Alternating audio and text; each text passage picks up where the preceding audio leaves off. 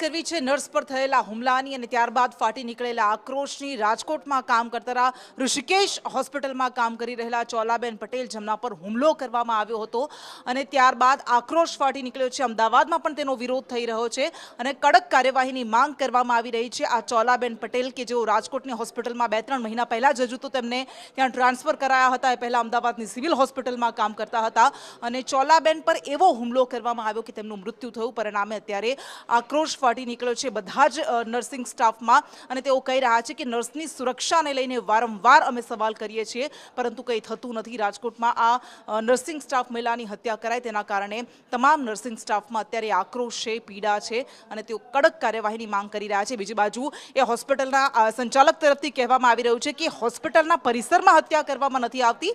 આવી કોઈ છૂટક કામગીરી કરી રહ્યો, છૂટક મજૂરી કરી રહેલો વ્યક્તિ હતો, કોઈ બબાલને લઈને તેમણે તેમની હત્યા કરી હતી।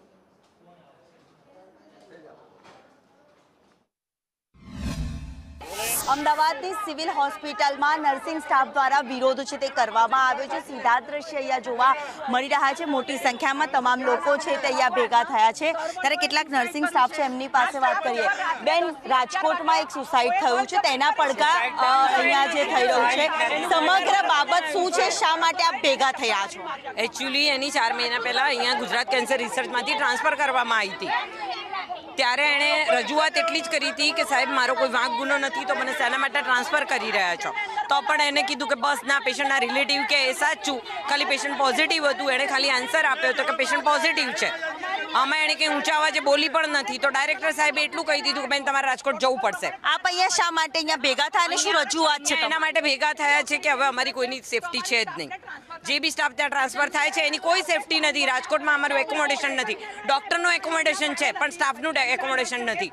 સ્ટાફે અહીંથી જવાનું, રાતના 3 વાગે ત્યાં ઉતરવાનું, પછી એ લોકો આપણને કંઈ એકોમોડેશન આપતા નથી। સ્ટાફ રાત્રે ક્યાં ફરે?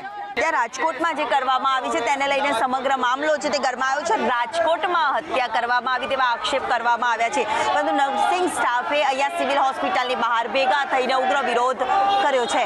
કેમેરામેન સાગર દેસાઈ સાથે દિવ્યા ચૌહાણ, સંદેશ ન્યૂઝ, અમદાવાદ।